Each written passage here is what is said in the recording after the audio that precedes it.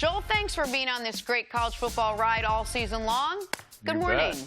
Yeah, good morning. Good to be here, guys. Well, let's start sort of overall. What stood out the most to you in Clemson's win over Alabama last night? Well, first of all, it was just a beatdown, and we haven't seen Alabama play that poorly in a decade. And Clemson had a lot to do with that. Their game plan was tremendous, and that's where I'll start. My biggest takeaway was the fact that Saban and his coaching staff got outcoached badly in that football game. And I think you have to start taking a look at how many times Saban has had to replace assistant coaches versus Swinney. Just to give you a sense, in this 4 games that they've played over the last 4 years, the Clemson side has had the same coordinators the entire time, offensively and defensively. Meanwhile, every single time that Alabama is trotting out there to play Clemson, they've got a new combination of coordinators. It started with Lane Kiffin and Kirby Smart, and then it went on, and they had all sorts of different combinations. You had Jeremy Pruitt in there. You've got Taj Lapoy now. You've got Brian Daboll had a stint as the offensive coordinator. Now it's Mike Locksley. Steve Sarkisian was in there one time calling plays. I think the lack of continuity for coaching staff is one of the reasons why Alabama got outcoached so badly last night against a team that has had a lot of continuity as far as the coaching staff goes. Joe, but you still have to be surprised that this Alabama staff, Nick Saban, Mike Locksley going on to be the Maryland, calling the plays there at Alabama, they laid a goose egg in the second half. You still have to be shocked by Alabama's lack of productivity in the second half of that game. No doubt about it. And CC, you hit the nail on the head there. The lack of productivity was alarming. The fact that Tua Tagovailoa was not seeing things was alarming. They were not prepared. And it got me thinking about the semifinal game. Because here's what it looked like to me. Chris, it looked like to me that Clemson prepared for Alabama for a month and Alabama prepared for Clemson for 1 week. So I started to think to myself, maybe Clemson knew that they were just better than Notre Dame and they could beat them with somewhat of a vanilla game plan, and they were game planning for Alabama this whole time. Meanwhile, Alabama had to give their full attention to Kyler Murray and that Oklahoma offense. Maybe that was a factor because it certainly looked like Alabama was not prepared for some of the nuance that Clemson brought to them in the game plan. What impressed you more last night? The guy throwing passes for Clemson, Trevor Lawrence, or the 5 guys protecting Trevor Lawrence in that offensive line and keeping him upright against what is historically always a great Alabama front? Well, they were able to run the football a little bit. Etienne did have a decent night. It wasn't a great night, but that, I thought, neutralized the rush just a little bit. And then, Nick, for the money, give me Justin Ross, the wide receiver. If you're asking me who was the most impressive player of the entire night, it was Ross. I know Lawrence is going to get all the accolades, but Lawrence threw a couple of those passes that, candidly, were very average passes, and Ross bailed him out. He hit a couple of very open receivers down the field. I don't want to take away from what he did as a freshman, but Justin Ross is also a true freshman, and he made some of the more spectacular catches that I've seen in a long time. 2 one-handed catches, one reaching back all the way back behind a defensive back on a 3rd down. Justin Ross, for me, was the most impressive, I should say, Clemson Tiger. Joel, we've had you on the show just about every week of this college football season, and every week I ask you about Tua Tagovailoa and just how dominant he's been, how good he is, how he doesn't get rattled ever in big games, and then he had the ankle sprain, still came out and played. What did you make of the way he struggled last night?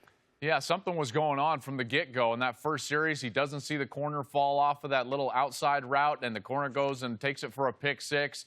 He doesn't see the corner fall off a different route. He's got a wide-open guy in the flat. He throws it down the field, forces it to Jerry Jeudy. I thought that he was playing outside of himself for the first time all season long. Quarterbacks can sometimes do this. They start to press. They want to create offense rather than letting the offense come to them, and that's when they get into trouble, and that's what happened to Tua. Again, he was not prepared with a lot of the looks. Give Brent Venables a lot of credit, the defensive coordinator for Clemson. They had a lot of what I would call automatic dog blitzes, which means that on a short motion from the outside, let's say, or some other type of formational look that they had some tendency against Alabama, they would just automatically blitz. And so all of a sudden, the corner was in there. They weren't protecting. They weren't side adjusting. They didn't have any hots on that side.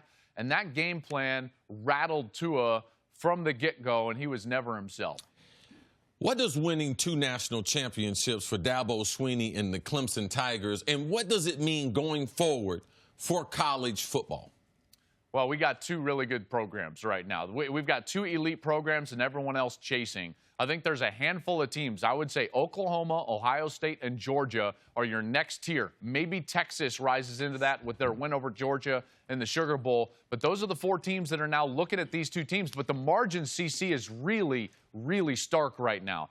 Clemson has put themselves on the mountaintop, and now Alabama's going to have to go after them. I think Alabama is the best team in the country, at least when you're talking about the team that could potentially beat Clemson next year. But these are far and away the two best programs in the country. But Dabo Swinney has put himself on what I would consider right now an unequaled pedestal over the last 3 years. The last 3 years, you've seen two national championship games with these two teams, and Clemson has won both of them. In fact, the last time that we saw Alabama beat Clemson for a national championship, remember, it took a kick return, also a fake kick that they had to execute in order to get that done. Saban threw the gauntlet at them last night, and Clemson was prepared. Let's stay there for a second, Joel. When Saban won his first title at Bama nearly a decade ago, we had told you they were about to go on a dominant run. That wouldn't have surprised anyone.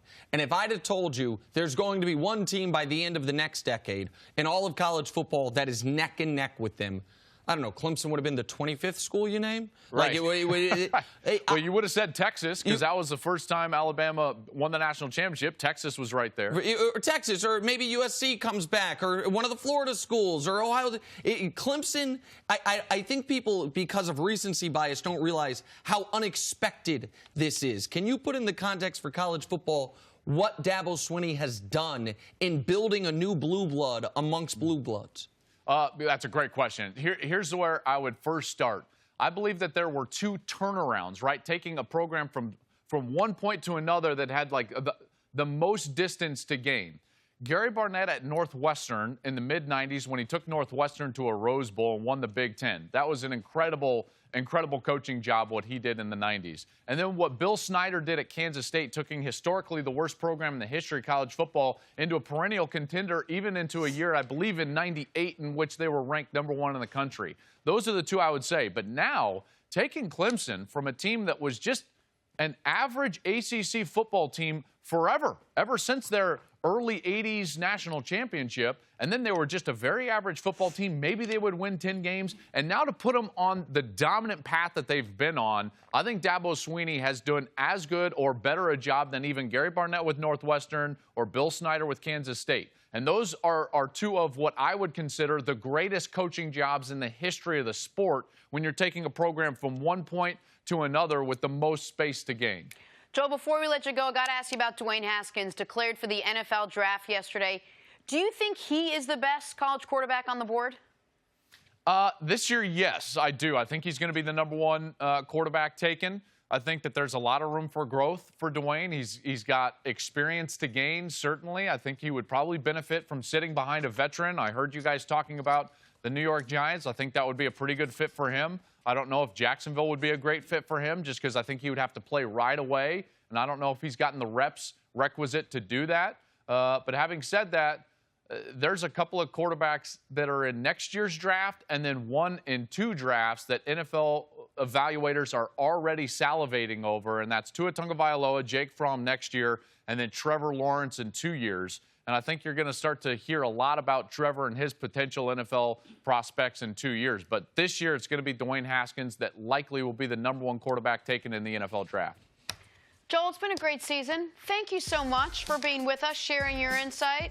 You Much bet. appreciated. Absolutely. It's always great coming on with you guys.